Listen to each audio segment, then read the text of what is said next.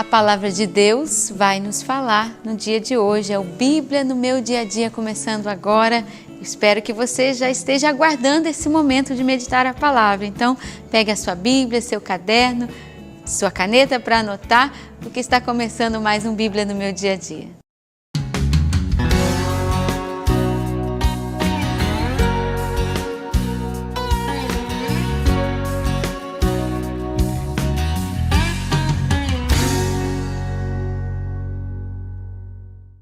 Vamos meditar hoje, então, Marcos 8, de 1 a 26. Mas peçamos o Espírito Santo de Deus para que Ele possa conduzir o nosso estudo da palavra.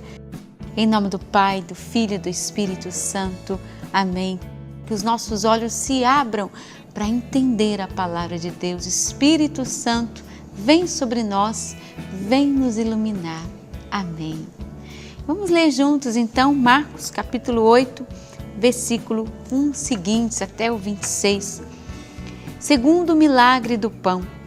Naqueles dias, novamente, se juntou uma grande multidão e não tinham o que comer. Jesus então chamou os discípulos e disse: Sinto compaixão dessa multidão. Já há 3 dias que estão comigo e não têm o que comer. Que sentimento maravilhoso do Senhor, eu sinto compaixão. Eu olho para esse povo e sinto compaixão. Pode ser uma mensagem de Deus para nós aqui, hein? Se eu os mandar embora sem comerem, vão desfalecer pelo caminho. E alguns vieram de longe. Os discípulos responderam: De onde conseguir aqui num lugar deserto pão para saciar tanta gente? E ele perguntou-lhes: Quantos pães tendes? Eles responderam: 7. Jesus mandou que a multidão se sentasse no chão. Depois pegou os 7 pães, deu graças, partiu e deu aos seus discípulos para que distribuíssem. E distribuíram à multidão. Tinha também alguns peixinhos. Jesus os abençoou e mandou distribuí-los. Comeram e ficaram saciados, e ainda recolheram 7 cestos, com pedaços que sobraram. Eram umas 4.000. Então ele os despediu. Veja que nesse trecho nós não achamos ordem, promessa, mas nós tiramos uma bela mensagem. Jesus se preocupou com eles, teve compaixão, cuidado. Deus está nos falando. Pedido de um sinal. Logo em seguida, Jesus entrou no barco com seus discípulos e foi-lhe para uma região da Dalmácia. Os fariseus vieram e começaram a discutir com ele. Para pô-lo à prova, pediram um sinal do céu. Jesus deu um suspiro profundo e disse: Por que essa geração pede um sinal? Em verdade vos digo, nenhum sinal será dado a esta geração. E deixando-os, entrou de novo no barco e foi para outra margem. Os discípulos se esqueceram de levar os pães. Tinham apenas um pão consigo no barco. Jesus os advertia, dizendo: Atenção, cuidado com o fermento dos fariseus e com o fermento de Herodes. Veja, se nós formos levar ao pé da letra, o fermento, às vezes a gente acha que não tem nada a ver com uma ordem, mas quem sabe Deus está falando conosco aqui. Que fermento é esse que tem nos causado mal? Cuidado com a fofoca, a maledicência, cuidado com esse fermento. Para mim, Deus fala como uma ordem, né? Claro que não é uma ordem assim explícita, clara, mas ali é uma mensagem que me diz de uma ordem de Deus. Cuidado, Rogério, com o fermento que essas pessoas espalham, com aquilo que se espalha, que se fala. Mas o que será que Deus quer falar aqui nessa palavra a respeito do fermento dos fariseus e o fermento de Herodes? É uma boa dúvida para a gente tirar com o nosso querido Padre Xavier. Vamos conferir? Fermento. Propriamente a ideia do fermento é aquele pouquinho de coisa que é colocado na massa, que um dia até já foi massa, mas foi fermentado, né? E que uma vez que é misturado na massa, vai fazer com que aquela massa inteira venha levedar, né? Venha fermentar, ou seja, é algo que se multiplica. É aqui onde entra o fermento de Herodes e o fermento dos fariseus. Qual é o fermento de Herodes?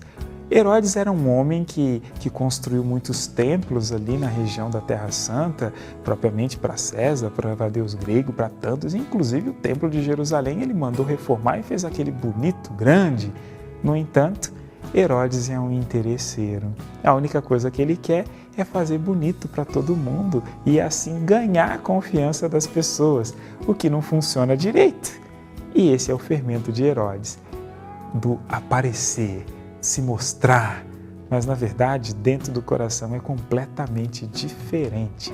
Esse é propriamente o fermento de Herodes. Jesus está dizendo, olha, cuidado com a possibilidade de construir uma imagem que seja só casca. Do outro lado, nós temos o fermento dos fariseus. O fermento dos fariseus é idêntico, é aquele próprio da hipocrisia, né? Os fariseus, eles sabem das coisas, diferentes de Herodes, eles têm conhecimento das coisas, eles ensinam as coisas, mas no final das contas, não têm nenhuma disposição de seguir. Na hora de seguirem, eles criam as suas próprias desculpas, se justificam assim e no final das contas, o peso é para os outros, né? São aqueles que dizem, que colocam pesos nos ombros dos outros, mas que eles mesmos não fazem nada, como lembra o próprio Jesus. Isso é um grande perigo, né? É um fermento que também pode contaminar a gente, pode contaminar qualquer um, que é o fermento do falar, é o fermento do mostrar, daquela piedade que não é tão sincera assim e que no fundo está muito distante daquilo que é a vontade de Deus. Nesse meio, nós temos um outro fermento, que é o de Jesus. Como ele mesmo compara o reino dos céus com o fermento que uma mulher coloca na massa, que também é a bondade, é o amor, é aquilo de autêntico que se coloca na massa para que a massa possa fermentar. Vejam, a autenticidade, o amor, a vontade de Deus é capaz de fermentar a massa, mas a mesma massa pode ser fermentada por fermentos estranhos também. E é por isso que nós precisamos ter os olhos bem abertos para não aceitar que o nosso coração receba o fermento errado, porque senão a gente fermenta até sem perceber. Um exemplo claro disso é aquele provérbio popular, dize-me com quem andas e eu te direi quem és. Que não quer dizer que quem é mau encontra pessoas más e andam assim, quem é assim, não é isso. Mas quer dizer bem claro que as pessoas têm um certo poder de mudar os nossos comportamentos e de mudar os nossos sentimentos e até os nossos sonhos. Por isso, cuidado, se você se aproxima demais de pessoas que fazem coisas que você nunca quer fazer, você um dia vai acabar sendo convencido a fazer. É necessário a distância saudável para que o fermento do Evangelho possa de verdade fecundar e fermentar o seu coração. Vamos tomar muito cuidado com esses falsos fermentos que as pessoas vão fomentando ali devagarinho. Vamos continuar a nossa leitura. Percebendo, Jesus perguntou-lhes, por que discutir sobre o fato de não terdes pães? Ainda não entendeis nem compreendeis? Vosso coração continua endurecido? Olha que pergunta maravilhosa do Senhor. O vosso coração continua endurecido? Jesus pergunta a cada um de nós. Tendo os olhos não enxergais e ouvidos não ouvis? Uma bela mensagem para todos nós. Se a gente mergulhar a fundo nesse trecho, nós vamos rezar muito com esse trechinho. Não vos lembrais quando reparti 5 pães para 5.000 pessoas? Quantos cestos recolhestes cheios de pedaços? 12, responderam eles. E quando reparti 7 pães com 4.000 pessoas, quantos cestos recolhestes cheios de pedaços? 7, responderam.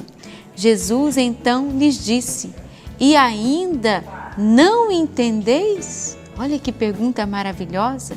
O Senhor nos fala, e ainda você não entendeu o que eu estou realizando na sua vida? Chegaram a Betsaida trouxeram um cego e pediram que tocasse nele. Tomando o cego pela mão, levou-o para fora do povoado, cuspiu nos olhos dele, impôs-lhe as mãos e perguntou: estás vendo alguma coisa? Erguendo os olhos, o homem disse: estou vendo as pessoas como se fossem árvores andando.